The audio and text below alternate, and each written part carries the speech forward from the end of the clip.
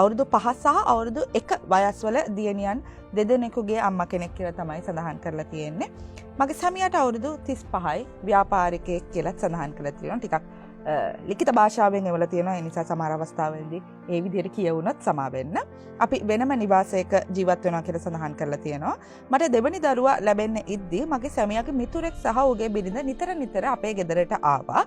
ඔවුන්ට දරුවන් හිටියේ නැහැ. අපහට විශාල ආදරයක් පෙන්නවා කියලා සඳහන්. ඔවුන්ට විශාල ආදරයක් පෙන්නලා තියෙනවා. ඇත්තටම මාහට අවංකව උදව් කරපු කෙනෙක් කියලා සඳහන් කරලා තියෙනවා අර බිරිඳ ආපු බිරිඳ. මට උයන්න පවා ඉඩ දුන්නේ නැහැ. එයාම ගිය සතිය වෙනකමුත් කෑම හදලා එව්වා. ඇය අවුරුදු 55ක රජයේ පාසලක ගුරුවරියක්. සැමියාගේ මවගේ වයසේ තමයි ඇය කියලා සඳහන් කරලා තියෙනවා. සැමියාට අවුරුදු 35ක් කියලා කිව්වේ. මම හිතුවේ ඇය අවංකවම මට උදව් කරනවා කියලා මැඩම්. මගේ සහ දරුවන්ගේ සියලුම දේ ඇය බලෙන්ම උදව් කරලා මගේ දරුවගේ දේවලුත් කරනවා, මගේ දේවලුත් කරනවා. මම ඇත්තටම ඇයට අම්මා කෙනෙක්ට වගේ ආදරය කරා, ගරු කරා කියලාත් සඳහන් කරලා තියෙනවා. මේ අතර මගේ සැමියා නිතරම ඇයගේ නිවසට යන්න පටන් ගත්තා. ඉතින් මට ඒක ගැටලුවක් වුණේ නැහැ. මොකද ඔවුන් එක ලොකු විශ්වාසයක් තිබුණා. මේ අතර මගේ දෙවෙනි දරුවා ලැබුණට පස්සේ මගේ සැමියා මගෙන් ඈත් වෙලා වෙනම කාමරයක නිදා ගන්න ගත්තා. මම හිතන්නේ තුන්වෙනි දරුවා ලැබුණට පස්සේ වෙනවනේ. මොකද අවුරුදු 5 සහ අවුරුදු 1 කියන වයස්වල දෙන්නෙක් ඉන්න නිසා මේ නිින්ද නොයනවා දරුවා අඬන නිසා කියලා සැමියා වෙනම කාමරයක නිදා ගන්න ගියා. මේකෙන් ව්‍යාපාර වලට බාධාවක් වෙනවා කියලාත් සඳහන් කරා. මට ඔහු ගැන තිබුණු විශ්වාසයේ හින්දා මම බොහොම සතුටින් ඒකට ඉඩ දුන්නා. ඉතින් නිදා ගන්න ටිකනේ කියලා. දරුවා ලොකු වෙනවත් එක්ක ඉතින් ආයෙත් අපිත් එක්ක නිදා ගන්න එන්න කියලා මං එයාට කිව්වට එක දේවල් කියලා මග අරිනවා කියලා මට දැන් තේරුණා. මාත් සමග ලිංගික සම්බන්ධතාවයක් පැවැත්වුවේ නැති තරම් හැම වෙලාවෙම මට මේ විදිහට කිව්වා කියලා සඳහන් කරලා තියෙනවා. මාගේ පියයුරු කැත වී ඇති බව නිතරම සඳහන් කරනවා. මෙහෙම කල්ගත වෙද්දි මට ඔහු ගැන සැකයක් ඇති වුණා මැඩම්.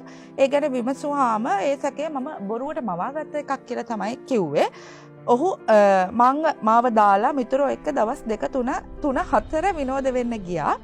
ඒ අනකොට අර මම කියපු මිතුරාගේ බිරිඳත් ඒ චාරිකාවලට සම්බන්ධ වෙලා තියෙනවා. දවසක් ඔහුගේ දුරකථනය මම දැක්ක බලපු වෙලාවක මම උදේ 4ට එනවා කියලා පණිවිඩයක් තිබ්බා. මම පාන්දර 4 වෙනකම්ම නැගිටගෙන ඉඳලා ඒක අතටම අහු කරගත්තා මැඩම්. මට අදහ ගන්නත් බෑ. ඒ හිටියේ මං අච්චර විශ්වාස කරපු මට අම්මා කෙනෙක්ට වගේ සලකපු ඒ මිතුරාගේ බිරිඳ. පසුව ඔවුන් දෙදෙනාම වැරද්ද පිරියරගෙන මගෙන් සමාව ගත්තා. නමුත් මට ඔවුන්ට කිසිම සමාවක් දෙන්න හිත හදාගන්න බැරි වුණා මැඩම්. මට හැඟෙන්නේ මුළු ලෝකෙම කඩා වැටුණා කියලා හැඟීමක්. මං දන්නවා මම ඔවුන් දෙදෙනාගෙන්ම රැවටිලා කියලා. ඒක තමයි මට දරා ගන්නම අමාරු දේ.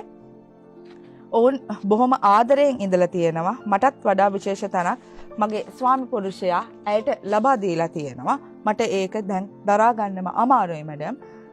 දරුවට බෙහෙත් ටිකක් පවා ගෙන යන්න එන්න දැන් ස්වාමියා අකමැති. මම ගෙදර නිකන් හිරකාරියක් වගේ. මගේ සැමියා බොහොම ටොක්සික් ගති තියෙන කෙනෙක් කියලායි මට දැන් හිතෙන්නේ. මං ඔහුත් එක්ක දැනුත් ජීවත් වුණත් හරිම තනි වෙච්ච ජීවිතයක් ගත කරන්නේ. මම මේ වෙලාවේ මොකක් කළොත් සුදුසුයිද මැඩම් කියලා අහනවා. මේ ඉන්න තත්ත්වය මත මම උපදේශන සේවාවකට යොමු වෙන්න නම් ඇය කැමති වුණත් ඔහු අකමැති කියලා සඳහන් කරලා තියෙනවා. ඔහු දිනපතා මත්පැන් පානය කරනවා. ඒට මම විරුද්ධ වුණාම ඔහුගේ දෙමව්පියන්ටත් සඳහන් කරාම ඔවුන් කිව්වේ ඔහුව හරියට හදාගත්තේ නැහැයි කියලා. ස්වාමියාව හරියට හදාගත්තේ නැහැයි කියලා දෙමව්පියෝ කිව්වලු. ඒ බිරිඳටද? බිරිඳට කියලා තියෙන්නේ. මේක මට මැරෙන්න තරම් වේදනාවක් මැඩම්. මේ දේ නිසා මට නිින්ද පවා අහිමි වෙලා තියෙන්නේ. මට හැමතිස්සෙම මතක් වෙනවා මාව මෙච්චර රැවට්ටුවේ ඇයි කියලා. මම මේ වෙලාවේ මොකද්ද කරන්න ඕනි කියලා ඒ ප්‍රශ්න කරලා තියෙනවා. මම හිතන්නේ හසිනි කරන්න ඕන දෙයට වඩා මේ ප්‍රශ්නේ හරියට තේරුම් ගන්න ඕනේ. බොහෝ විට මේ තරුණ පරම්පරාවලට සම්බන්ධතාවල තියෙන සංකීර්ණතාවය තේරුම් ගන්න බෑ. අනවශ්‍ය ලෙස තමන්ගේ ගේ ඇතුළට ඇවිල්ලා කවුරු හරි උදව් කරනවා නම් ඇයි කියලා හිතන්න ඕනේ. ඕනෑම සම්බන්ධතාවයන් වල සීමාවන් තියෙනවා. බවුන්ඩරිස් ලකුණු කරගන්න පුළුවන් වෙන්න ඕනේ. ඇයි මේ වැනි කාන්තා දැන් අපි හිතනවා වැඩිහිටි කාන්තාවකයි තරුණ පිරිමියෙකු අතර සම්බන්ධයක් ඇති වෙන්න බෑ. දැන් ඔබට ඒ දැනුම තිබිලා තියෙන්න ඕන. නේද මේ සමාජයේ එහෙම වයස් බෙහෙද නැහැ සම්බන්ධතාවය ඇති විය හැකි. ඒකයි මම ඉස්සෙල්ලත් කිව්වේ හැමදෙස්සෙම තමන්ගේ පවුල ආරක්ෂා කරගන්න තමන් දෙන්නටම යම්කිසි ඥානයක් අවශ්‍යයි. ඒ හිස්තැන් ඒ අනවශ්‍ය පුද්ගලයන්ගේ මැදිහත්වීම අනවශ්‍යයගේ උදව් පදව් මං ගන්න එපා. දැන් ඔබ තේරෙනවනේ ඔබ පහසුවක් දරන්නේ නැති කන්න උයලා දීපයකට දැන් තේරෙනවද දැන් වෙලා තියෙන දේ. ඒතර ඔබ මේකේ පාඩමක් හරියටම ඉගෙන ගන්න ඕනේ. ඒ වගේම ඔබේ ස්වාමියා යම් කිසි දෙයකට බොනවා නම් ඒ කියන්නේ යම් පීඩාවක ඔහු ඉන්නවා. ඒ කියන්නේ යම් පේන් එකක ඔහු ඉන්නවා. ඒ කියන්නේ ඔහුටත් යම් කිසි අපි දන්නේ නැහැ මිනිසුන්ගේ ජීවිතයේ යම් කිසි දුක්ඛ දෝමනසයන් පොඩි කාලේ ඉඳන් එන දේවල් තියෙනවා. එයා සමහරට වැඩි හිටි ගෑණියෙකුට ඇට්‍රැක්ට් වෙනවද කියන දන්නේ නැහැ. සමහර දේවල් තියෙනවා තමන් කැමතිත් නැහැ. නමුත් තමන්ට එකෙන් ගැලවෙන්නත් බැරි දේවල් හරියට තියෙනවා. ඉතින් ඒ හින්දා හදිසි වෙන්නේ නැතුව කලබල වෙන්නේ නැතුව ඔබ චුට්ටක් දැන් දරුවෝ 3 දෙනෙක් මෙතන ඉන්නවනේ මේ කුඩා දරුවෝනේ. ඒ හින්දා විවාහය කඩා ගන්න හදිසි වෙන්නේ නැතුව මං හිතන්නේ අනිවාර්යෙන් දැනට ඔබ හරි කවුන්සලින් වලට ගියා නම් හොඳයි කියලායි මට හිතෙන්නේ. බස් හදිසි වෙන්න එපා තීරණ ගන්න. ඌ අතහැරලා යන්න තීරණ හදිසි වෙන්නත් එපා. මොකද දැන් ඇයත් පිළිගත්තා නම් එහෙම දෙයක් තිබුණා කියලා. ඒතකොට යම්කිසි විදිහකට මේක කතා බහ කරලා මම හිතන්නේ විසඳගන්න පුළුවන් වේවි කියලා මම හිතන්නේ. රණ්ඩු කරන්න යන්න එපා සැමියාව. අනවශ්‍ය ලෙස ආයි සැක කරන්න යන්නත් එපා. ආයි චෙක් කරන්න යන්නත් එපා.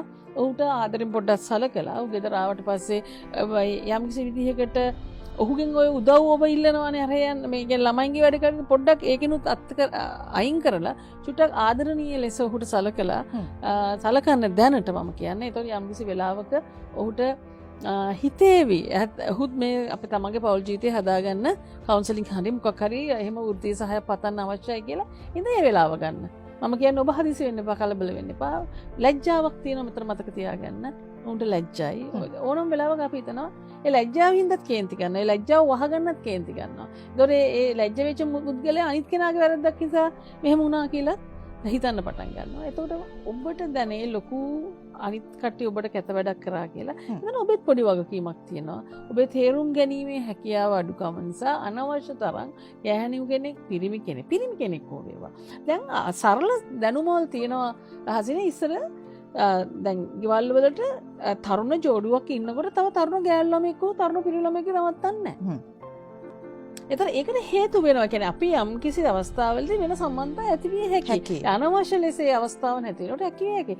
ඒ හින්දා අපිට සිද්ධ වෙනවා යම් කිසි දෙයකට මොලේ පාවිච්චි කරලා වැඩ කරන්න. තරුණ දූවරු සමහරලාවට පුංචි අම්ම ළඟ ඉන්නවා තරුණ අක්කගේ තරුණ දුවක්.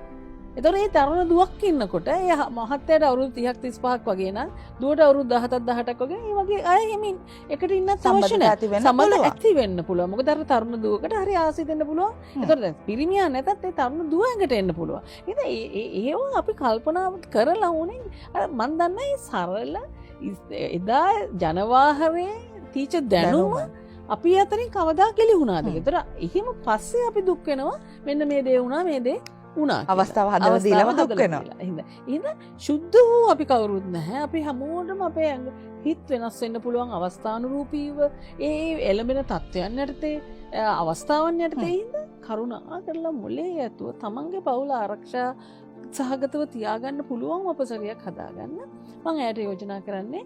ඔබ පොඩ්ඩක් මම හිතන්නේ දරුවට කිරි දෙන මට්ටමේ ඇති කියලා මට හිතෙන්නේ. එහෙනම් ඔබ චුට්ටක් කවුන්සලින් වලට ගිහලා ඔබ ඉස්සෙල්ලා ඔබට මේ ඇතිවෙච්ච වේදනාවෙන් ගොඩ එන්න උත්සාහ කරන්න. ඊට පස්සේ ෆැමිලි කවුන්සලින් වලට යන්න පුළුවන්. පස්සේ ඔබගේ චර්යාව වෙනස් කරගත්තට පස්සේ ඒකටත් එක්ක හස්බන්ඩ් වෙනස් වෙන්න ඉඩ තියෙනවා. ඊට පස්සේ ඕනේ ෆැමිලි කවුන්සලින් වලට යන්න.